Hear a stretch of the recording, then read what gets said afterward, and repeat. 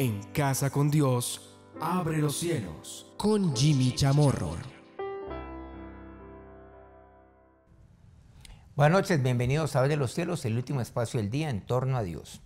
Muchas gracias por acompañarnos a lo largo de esta semana. Sé que estamos abordando a veces algunos temas un poco pesados, pero que siempre nos llevan a una conclusión en aras a dimensionar la magnitud de las cifras, las cuales, sin duda alguna, hacen posible, desde el punto de vista científico, que efectivamente, en el principio, Dios pudo haber creado.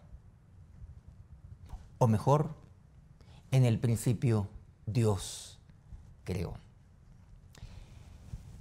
Recordemos algo, lo que nos compartía Francisco Ayala, un reconocido científico neodarwinista, evolucionista.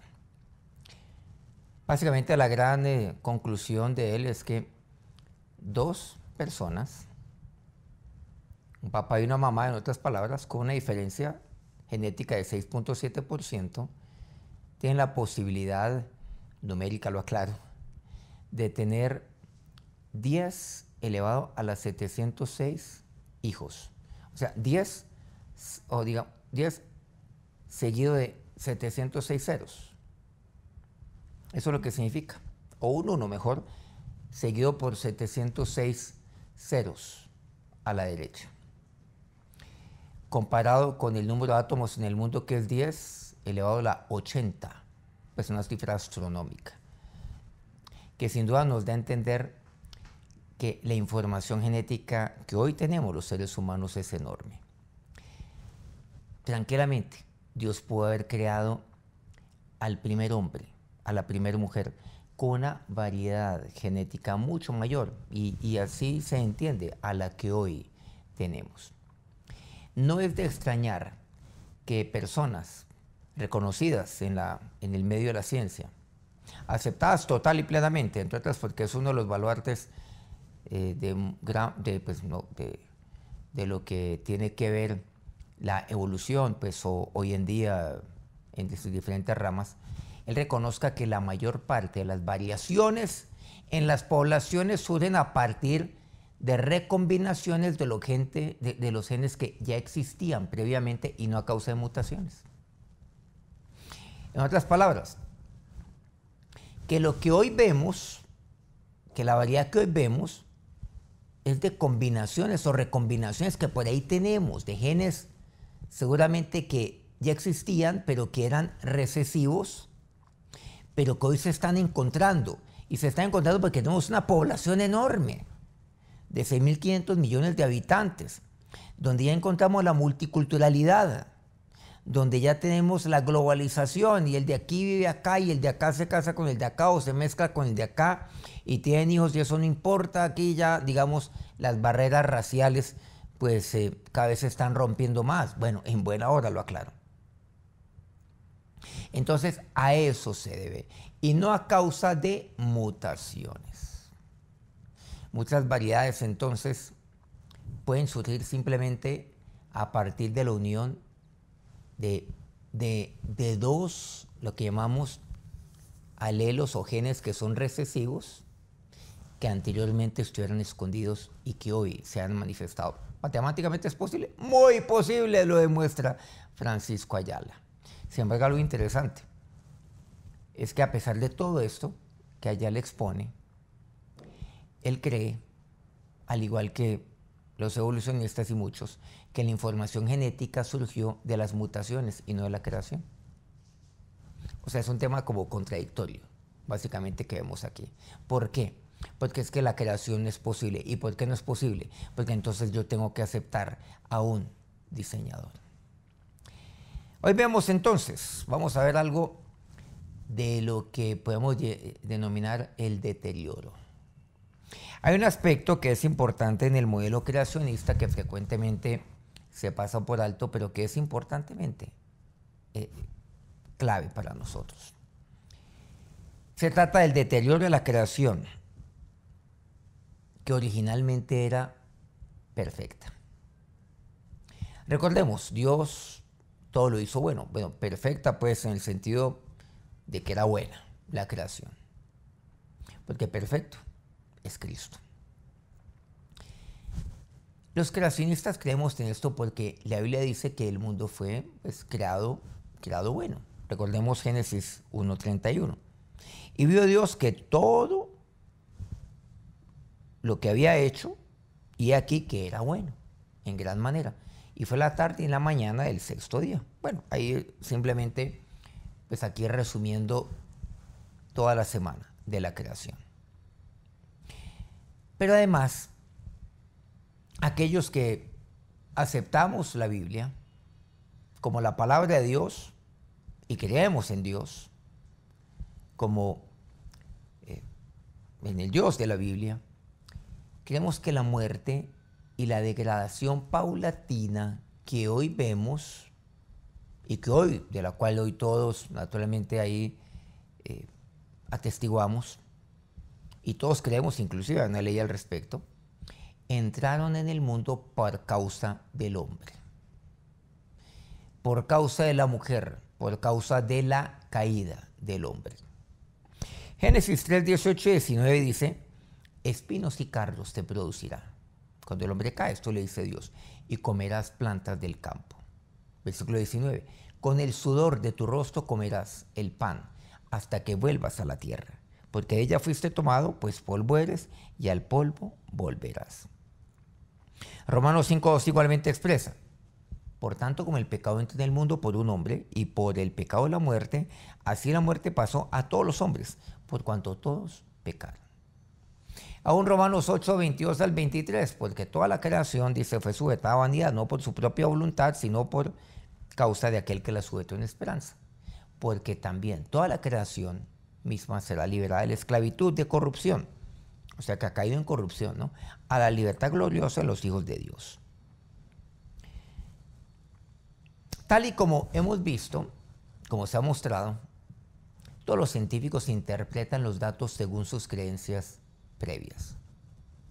A partir de esa creencia o de la premisa que nosotros tenemos de la perfección o de aquello que era bueno, a lo cual le sigue el deterioro, se deduce que las mutaciones,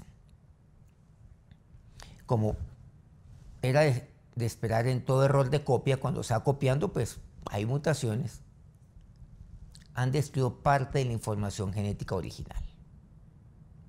Que las mutaciones no es que necesariamente nos hagan mejores, sino que por el contrario han destruido una parte valiosa de aquella información original que teníamos por allá, en los tiempos de Adán, en los tiempos de Eva. Entre otras, porque eso es lo que dice la ley de la termodinámica, la segunda ley, que todo se va deteriorando. Inclusive, pues sí, eso también lo creen los evolucionistas, que es apenas evidente. Pero en el tema de las mutaciones, sí, claro, también creemos en las mutaciones, es que son evidentes, es que las vemos. Pero que estas crean un error de copia. Vemos que es como yo me voy copiando. Yo soy una copia de mi papá y de mi mamá genéticamente. Una copia entre comillas porque no soy igual naturalmente. Pero cuando hay una mutación, destruye una información genética original.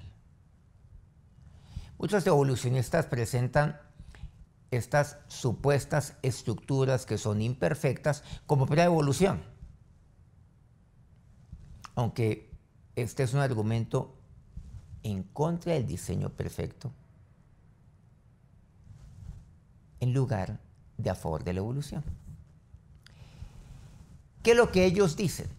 Que de saltos imperfectos llegamos a la perfección, en otras palabras. Llegamos al hombre, hablando de la perfección. Que esta serie de saltos son mutaciones. Mutaciones son entonces saltos, copias imperfectas. A través de saltos llegamos a la perfección. ¿Por qué es importante este tema de los saltos dentro de lo que concierne la evolución? Porque vamos a ver que como no hay evidencia de un cambio, de un proceso natural de lo inerte a la vida, no lo vemos nosotros, no hay evidencia de ello. Entonces, ¿qué dijeron? Vamos a hacerlo a través de saltos. Aquí un salto gigantesco que llega hasta acá. Por lo tanto, no dejo evidencia aquí. Otro para acá, otro para acá. Bueno, tampoco hay evidencia de todo esto. Entonces, aquí vamos a ver lo que es la selección natural, la adaptación y la selección natural. Del mismo modo, hemos visto cómo los entornos naturales que en el pasado fueron completamente adecuados, hoy se han deteriorado. Los hemos deteriorado nosotros mismos. Ahí está, transformándose en entornos mucho más hostiles. Los hemos transformado. Como por ejemplo, hemos convertido valles fértiles en desiertos. Naturalmente que esto todo hace parte de la caída del hombre y por causa del hombre que sigue destruyendo la tierra. ¿Hacemos todo lo posible para salvarla? No va a ser posible. ¿Qué es lo que pasa? Que los seres vivientes se adaptaron a estos nuevos entornos. Y esta adaptación supuso una pérdida por parte de la información genética. Ahora vamos a explicarla a través de un ejemplo. Esto es ciertamente selección natural. Ahora quiero decirles algo, claro, está la selección natural. De a ella nos referimos de cierta manera, pero quiero decirles que no necesariamente es un monopolio de los evolucionistas. La selección natural, sí, hasta cierto punto podemos ver algunos aspectos de la selección natural sin que con ello sacrifique un diseño. Un creacionista llamado Edward Blyth fue que concibió este concepto 25 años antes de que Darwin publicara El origen de las especies. Pero a diferencia de los evolucionistas, Blyth, que le antecedió en su conocimiento, en su publicación a Darwin por 25 años, consideró la selección natural como un proceso, digamos que lo que hace es conservar, un proceso conservador cuyo propósito era eliminar los organismos defectuosos para que se puedan estos adaptar más al entorno. Ahora veremos, como les he dicho, un ejemplo. La selección natural solo podría ser creativa si fuera acompañada de mutaciones que aportaran un aumento en la información. Pero la selección natural, lo que vemos es que, sí, lo podemos aceptar. Pero por medio de selección natural, nosotros vemos que no necesariamente se llega a la perfección. Por ejemplo, veamos un caso del perro. Hace poco vimos un ejemplo de la jirafa. Entonces la selección natural lo llevó a alcanzar la copa de los árboles para comer ahí las hojas de estos. Y las que no estiraron el cuello, se murieron. Para decirlo un poquito más, de una manera un poco más simplista. Ahora, el primer perro, el primer lobo, sin duda alguna, posee la información necesaria para producir una variedad de longitudes de pelo o de pelaje para tocar solamente un punto. Hablamos del primer hombre, de la primera mujer, cómo debe haber sido, por ejemplo, el color de sus ojos. Hablemos del pelaje de los perros. Los primeros ejemplares deben haber tenido un pelaje con una longitud mediana. No corta, no larga. Con una longitud mediana. ¿Qué es lo que vemos o qué es lo que podemos deducir ahí? Entonces, digamos una cosa. Recordemos que usted y yo nuestros genes son pares. Y ahí, digamos que el primer perro tenía, bueno, los primeros perros ambos tenían pelaje mediano. Pero cada uno puede haber tenido un gen L y un gen C. Para el papá, para la mamá, para ponerles algún término naturalmente. Pero el L y el C, en el caso del pelaje, me da un pelaje mediano, pero tiene el potencial allá adentro de tener un pelaje corto y un pelaje largo. Veamos entonces. La primera generación de perros.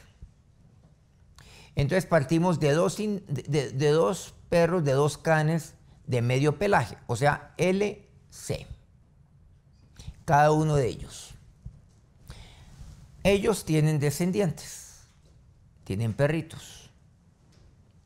La primera generación de perros puede heredar un gen de cada progenitor, para así tener los dos genes. Pero ¿qué es lo que vemos? Cada uno tiene el gen L y C. L y C. Pero si este C se mezcla con este C, yo voy a tener el pelaje corto.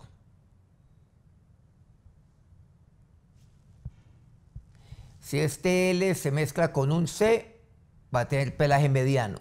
Y si un L con L, pelaje largo.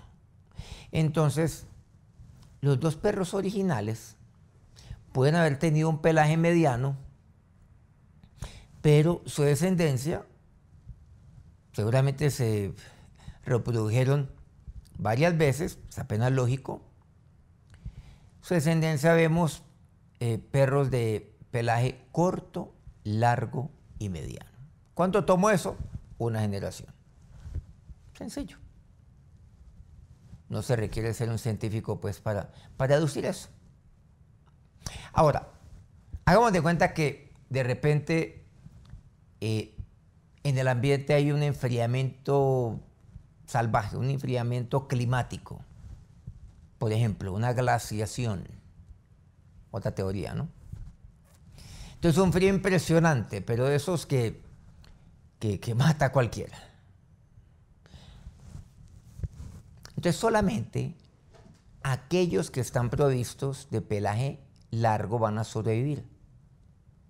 Aquí tenemos entonces en esta segunda generación, tenemos unos perros de pelaje largo, pelaje corto y pelaje mediano. Los de pelaje mediano, o mejor, los de pelaje corto, son los primeros que se van. Los de pelaje mediano, no sabemos qué vaya a pasar, pero por lo menos la va a pasar muy mal. Eventualmente, seguramente, si se prolonga esta glaciación, van a perecer. Los de pelaje largo tienen mayor probabilidad de sobrevivir. ¿Qué quiere decir? Que los perros entonces, al ver que hacía frío, dijeron, uy, vamos a crecer nuestro pelo. Entonces mi pelo que era cortico, bueno, como el mío, digámoslo así, de repente se vuelve largo. No, eso no pasa. Entonces yo no necesito de selección natural para explicar de por qué tenemos de repente de pelaje mediano, tenemos pelaje largo. Eso ocurrió en una generación. Eso pasó por Dios, hablemoslo claramente, una montadita del perro a la perra. No más. Nada más. Pero ¿qué pasa? Ahí vamos viendo una segunda generación. Vamos viendo va a haber una tercera generación. Y donde estaban estos perros de pelaje corto, mediano y largo, únicamente los del pelaje largo se van a adaptar. ¿Hubo aquí una mutación? Pregunta. No, no hubo mutación. Simplemente una combinación genética natural. Van a morir algunos, pero estos de pelaje largo se van a reproducir allí. A partir de ese momento, todos los perros ya forman una nueva variedad de pelaje largo. Entonces van a decir, en nada se parecen al primer perro, a la primera perra, en nada se parecen, pero en el pelaje, pues claro que no, pero son su descendencia. Observemos entonces, ahora se han adaptado a su ambiente, ahora están más especializados que sus antepasados de la generación 1. Eso es lo que se llama una descendencia genéticamente especializada. Que los de la generación 1, no necesariamente lo especializado es lo mejor en genética, por cierto. Pero sí ocurre aquí, en este caso, sobrevivieron. Esto ha ocurrido por medio, sí, de la selección natural, no por medio de mutación. Lo que pasa es que los evolucionistas utilizan selección natural cuando les conviene y, naturalmente, mutación cuando les conviene. No, aquí no fue mutación. Ocurrió por selección natural, sí, pero no fue que el perro que tenía pelaje mediano de repente dijo, ay, voy a dejar crecer mi pelo. No, lo tiene mediano. Seguirá mediano. El de pelaje corto seguirá corto y se murió. Entonces nosotros no tenemos problema. Esto no es un monopolio de los evolucionistas, sí. Pero nosotros, ¿cómo le llamamos? Según su género. Según su especie. No se ha añadido nada. Nuevos genes no se han añadido. De hecho, hay genes que han desaparecido por completo de la población. Es decir, ha habido una pérdida de información. ¿Qué se ha perdido? Cuando ahí vemos el pelaje largo, ¿qué se ha perdido? Una información genética. ¿Cuál? La del pelaje corto. Ya desapareció esa información y se ha especializado. Una pérdida de información genética. Lo contrario de lo que la evolución, por ejemplo, del microbio al hombre necesita para ser creíble. Ahora, vemos que esta población tiene menos capacidad de adaptarse a los cambios medioambientales futuros. Por ejemplo, ahora, en esta segunda o tercera generación de perros, si el clima se calienta, no hay información genética para el pelaje corto y por lo tanto los perros van a sufrir las consecuencias del calor. Eso es lo que va a pasar. Entonces muchos dicen, sí, entonces solamente los fuertes se adaptan. No necesariamente los fuertes, son aquellos, pues eso es lo que ha ocurrido. En los organismos de reproducción sexual, en los que cada individuo hereda la mitad de la información del papá, de la mamá, bueno, de los progenitores, que es el término correcto. Es otro proceso que provoca pérdida de información. Por ejemplo, aquí pensemos en una pareja humana con un solo hijo. La mamá posee un grupo sanguíneo AB. Bueno, y el padre tiene el grupo sanguíneo O. Es decir, que ambos alelos son O y son recesivos. La mamá AB. Ambos alelos, ahí estamos en el A y en el B. El hijo adquirirá lo que llamamos el alelo AO o BO. No olvidemos que la mamá pues tiene A o A y B y el papá O y O. Entonces yo voy a tener el A o el O o la B y el O. Solamente tengo esas dos posibilidades. No más. Es decir, uno de los dos, el A o el B, va a desaparecer necesariamente en la información genética del hijo. Por lo tanto, el niño no podrá tener el grupo sanguíneo AB, sino que tan solo va a poseer el A o el B. Nada más. Ahí desaparece un grupo sanguíneo. Se especializó, pero hubo una pérdida de información. Pero en nuestro caso, que es una gran población que hoy tenemos, que hemos tenido a lo largo de los últimos años y de la historia, hoy tenemos 6.500 personas en el mundo, que por cierto ahí nos comunicamos, viajamos y demás, aunque estamos ahora en este tiempo de pandemia. Cuando tomamos toda la totalidad, claro, es menos probable que se pierdan los genes establecidos porque normalmente pues hay varias copias de genes de ambos padres. Entonces pues obviamente que pues hay primos, hay hermanos, bueno, en fin, todo este tema. Pero miren, ya vamos entendiendo, vamos abordando el tema. Miren, selección natural, lo que son mutaciones. Pero si ustedes se dan cuenta, pues todo esto ratifica que el Creador lo hizo todo de manera sabia, de manera inteligente, creando con una riqueza informativa genética desde la creación, desde el primer momento de ella. Acerquémonos a Dios en oración. Señor, te damos gracias en este día Señor, por ser tu Hijo, por ser tu creación, Dios. No nos hicimos nosotros mismos, como dice el Salmo 103. Tú fuiste el que nos hiciste, Dios. Señor, ¿cómo ver tu creación, aún en nosotros mismos, y negar tu mano, negar tu diseño, Dios, tu sabiduría? Ahora, Señor y Dios, a ti quiero volver cada día en gratitud y pedirte, Señor, que tú me hagas sabio como tú eres sabio. Ninguno sabio como tú, pero que me hagas sabio como eres tú, Jesús. Si alguno tiene falta de sabiduría, pídale a Dios y tú la darás sin reproche. Te la pido a ti, mi Señor y mi Dios. A ti, el único omnisciente, que cada día me llene de sabiduría que viene del cielo, Señor, y no de aquella que, como dice Santiago, que viene de la tierra. Ahora, Dios omnisciente, fuente única de toda sabiduría, bendice a cada uno de estos tus hijos en este día y en esta semana, este fin de semana que ya ha comenzado. Amén.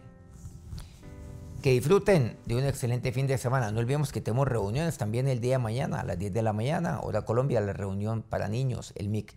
Y a las 5 de la tarde los espero aquí en nuestra reunión Raíz. Seguimos aquí abordando creación y evolución. Vamos a abordar el tema: ¿dónde están los eslabones? ¿Ese eslabón perdido? Que por cierto todavía está perdido. Dios los bendiga. En Casa con Dios, abre los cielos. Con Jimmy Chamorro.